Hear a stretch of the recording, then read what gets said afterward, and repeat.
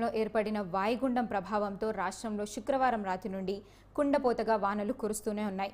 వాగులు వంకలు పొంగి పొర్లుతున్నాయి. వాగుల ఒడ్డున ఉన్న గ్రామాల మధ్య రాకపోకలకు అంతరాయం ఏర్పడింది. ఇక ఇదే అంశంపై మరింత సమాచారం మా ప్రతినిధి రవీందర్ అందిస్తారు. రవీందర్, చెప్పండి, ప్రస్తుతం వర్షాలు చాలా భారీగా పడుతున్నాయి, పరిస్థితులు ఎలా ఉన్నాయి? వైష్ణవి, ఏదైతే బంగాళాఖాతంలో ఏర్పడినటువంటి అల్పపీడ ధోరణితోనే 2 రోజుల నుంచి భారీ వర్షాలు కురుస్తున్న నేపథ్యంలో ప్రజలను అప్రమత్తం చేసే విధంగా అధికారులు అయితే చొరవలు తీసుకుంటున్నారు. మొత్తంగా చూసినట్లయితే వర్షాలతోని వాగులు మొత్తం రోడ్లపై నుంచి దాంట్లో పొర్లుతూ తర్వాత ఎక్కడ ఒక ఉప్పొంగిపోతున్నటువంటి సందర్భంలో ప్రజలను అప్రమత్తం చేస్తున్నారు. మొత్తం మేడారం అడవులలోనైతే మేడారం ఉన్నటువంటి జంపన్న వాగు పైనుంచి వెళ్తున్నది. ఆ తర్వాత ఇక్కడ ఖమ్మం నుంచి వస్తున్నటువంటి ఆకేరు వాగులో కూడా ఒక కారు కొట్టుకుపోయిన సందర్భం కూడా చూస్తున్నాము. ఇక్కడ ఉన్నటువంటి వరంగల్ సిపి నెక్కొండ మండలం ఉన్నటువంటి ఒక చెరువు ఫుల్ ప్రవహించడంతో ఆయన స్వయంగా వెళ్లి పర్యవేక్షణ జరుగుతున్నారు. మొత్తంగా కూడా జిల్లాలో ఉన్నటువంటి ఉమ్మడి జిల్లాలో ఉన్నటువంటి అధికారులంతా కూడా పోలీస్ సిబ్బంది అయితే, రెవెన్యూ వాళ్ళు, నీటిపారుదల శాఖ, అన్ని శాఖల అధికారులను తర్వాత సిబ్బందిని కూడా అప్రమత్తం చేసి రాత్రి మావులు మొత్తం పర్యవేక్షణ చేస్తున్నారు. మైకుల ద్వారా కూడా సిపి ఏదైతే వర్షకాలంలో అది మొత్తం కూడా అవసరం ఉంటే తప్ప బయటికి రాకూడదు, వచ్చి ఎలాంటి ఇబ్బందులు మీరు ఎదుర్కోకూడదు అనే ఉద్దేశంతో ఆయన కూడా మొత్తం మైకుల ద్వారా కూడా పోలీసు వెహికల్ ద్వారా కూడా సమాచారం అందించి పబ్లిసిటీ చేస్తున్నారు. అలాగే కూడా మొత్తాన్ని చూసినట్లయితే కనీసం రోడ్ల మీదకి రాకుండా భారీ వర్షాలు అంటే ఇది గతంలో ఎప్పుడు కూడా ఇంత వర్షం రాలేదనేటువంటి సందర్భంలో ఏదైతే చెప్తున్నారు. మొత్తంగా కూడా వాగులు వంకలు అయితే వృద్ధంగా ప్రవహిస్తున్నాయి.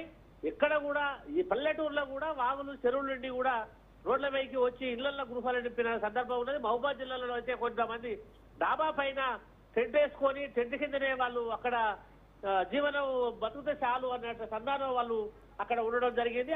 అది కూడా మనం విజువల్స్ చూస్తున్నాము. చాలా కూడా మొత్తం ఉమ్మడి వరంగల్ జిల్లాలో అయితే మొత్తం ఉధృతంగా ప్రవహిస్తున్నది. రోడ్లు వంకలు అన్ని మొత్తం కూడా భారీ ఎత్తున నీటి ప్రవాహం జరుగుతున్నది. వైష్ణవి, రవీందర్, మనమైతే ప్రస్తుతం వీడియోస్లో చూస్తున్నాము, రోడ్స్ పైన కరెంటు స్తంభాలు, వైర్లన్నీ తెగి పడిపోయాయి. అలాగే కొన్ని వీడియోస్లో రైల్వే ట్రాక్ మాత్రమే మిగిలింది, కింద ఉన్న బ్రిడ్జ్ అంతా కొట్టుకుపోయిన పరిస్థితులు కనిపిస్తున్నాయి.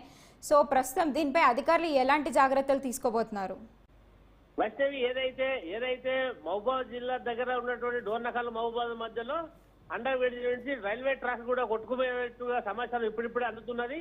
అక్కడికి ఉన్న బలంగా రైల్వే ట్రైన్లు కూడా ఇప్పుడు రాకపోకలు నిలిపివేశారు. డోర్నకల్ అవతల ఖమ్మం మధ్యలో రోడ్ల ఎక్కడికక్కడ రైళ్లు రాకపోకలు మొత్తం నిలిపివేశారు. ట్రాక్ మొత్తం కొట్టుకుపోయింది.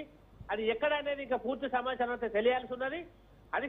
రైల్వే అధికారులు కూడా అప్రమత్తమై ఎక్కడెక్కడైతే వాళ్లకు అండర్ బ్రిడ్జ్లు ఉంటాయో, ఎక్కడైతే వాళ్లకు ప్రాబ్లం అనిపిస్తుందో అక్కడ కూడా వాళ్ళ సిబ్బంది నియమించి పర్యవేక్షిస్తున్నారు. మొత్తంగా కూడా రైల్వే ట్రాక్ అయితే విజయవాడ టు హైదరాబాద్ వచ్చే ట్రైన్లు ఆ ట్రాక్ కొట్టుకపోవడం వల్ల ఆ ట్రైన్లు మొత్తం ఇక్కడ నిలిపివేయడం జరిగింది.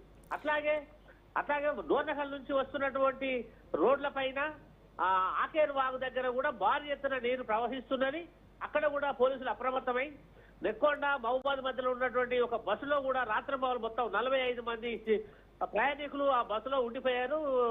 వాగులు దాటనివ్వకపోవడంతో అక్కడికి పోలీస్ అధికారులు, కలెక్టర్ అంతా వెళ్లి పెద్ద లారీ తీసుకొచ్చి అందులో నుంచి వాళ్ళను బయటికి మెల్లగా తరలించడం జరిగింది. అది మనం విజువల్ చూసాం.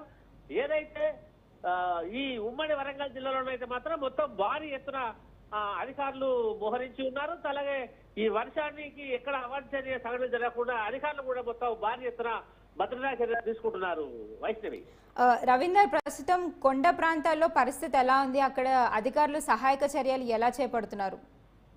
కొండ ప్రాంతాలలో అంటే వైష్ణవి, అక్కడ ఏదైతే మనకు ఓల్డ్ మైనస్ నుంచి వచ్చే వాటర్ కానివ్వండి, మరి ఏదైతే మనకు ఏటున్నారో, మంగపేట, వాజేడు అక్కడ నుంచి ఉన్నటువంటి కొండచెర నుంచి వచ్చే వరద నీరు ప్రవాహం ఎక్కువ ఉంటుంది. కాబట్టి అక్కడ కూడా మేడారం, జంపన్న వాగు నుంచి చెర్ల, వాజేడు, వెంకటాపురం ఈ ప్రాంతాలలో ప్రజలను ఇప్పటికే సురక్షిత బాధ్యతటువంటి ప్రాంతాలకు అక్కడ ప్రజలను తరలించారు.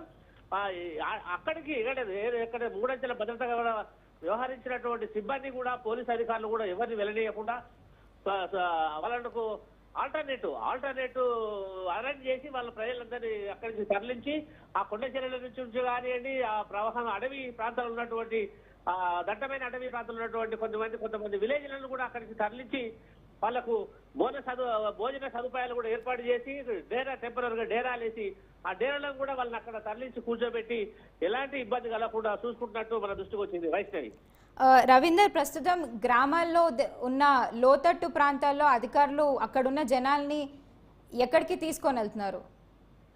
వైష్ణవి, ఏదైతే తట్టు ప్రాంతాలు కానివ్వండి, చిన్న చిన్న గ్రామాలు కానివ్వండి, తండాలు కానివ్వండి, తర్వాత బయట ఉండేటువంటి లోతట్టు ప్రాంతాలు ఇచ్చినటువంటి నివాసం ఉండేటువంటి వాళ్ళు ఉంటారు. ఎవరు సిపిఐ సిపిఎం లాంటి వాళ్ళు వేసుకొని 100-200 ఇండ్లు అక్కడ కట్టుకొని ఏర్పాటు చేసిన వాళ్ళు ఉంటారు. వాళ్ళు ఎక్కువ శాతం చెరువులు, గుంటలు, ప్రభుత్వ స్థలాలు ఎక్కడైతే ఉన్నాయో అక్కడ వాళ్ళకు నిరుపేదలకు ఇండ్లు ఇచ్చి పంచినటువంటి సందర్భంలో అలాంటి వారు అక్కడ నివాసం ఉంటున్నారు. కాబట్టి ఈ వర్షాలకు ఆ ప్రాంతం అంతా కూడా వాళ్ళ వర్షంలో ఆ తట్టులో ఉండే ప్రమాదం ఉన్నది. కాబట్టి అలాంటి వారిని కూడా సురక్షితమైనటువంటి ఎత్తైన ప్రాంతాలకు తీసుకెళ్లి వాళ్ళకు సదుపాయాలు చేస్తూ, వాళ్ళకు భోజన సదుపాయాలు ఏర్పాటు చేస్తూ డేరాలు వేసుకొని వాళ్ళందరినీ కూడా తరలించి కలెక్టర్, పోలీసు వాళ్ళు తరలించి వాళ్ళకి సరిపోయినటువంటి ట్రాక్టర్లు, లారీల ద్వారా వాళ్ళని తరలించి వాళ్ళకి అన్ని ఏర్పాట్లు కూడా చేస్తున్నట్టు మన దృష్టికి వచ్చింది.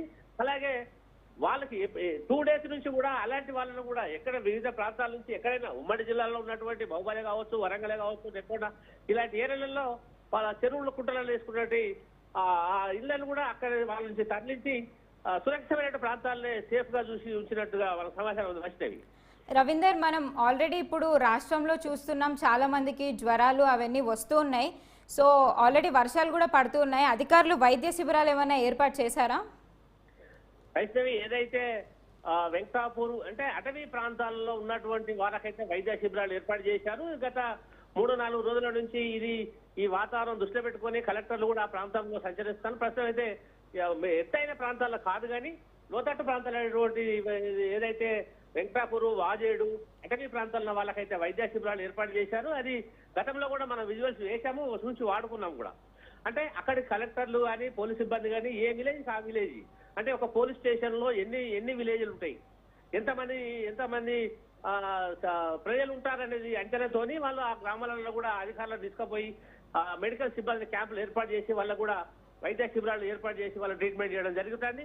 అందరికీ కూడా ఎలాంటి ఇబ్బంది కలగకుండా అందరినీ పరీక్షలు చేసి వాళ్ళ సంబంధించినటువంటి వైద్య సదుపాయం అయితే మెరుగైతే చేసి ఏర్పాటు చేస్తున్నారు. Vaishnavi, right, thank you Ravinder.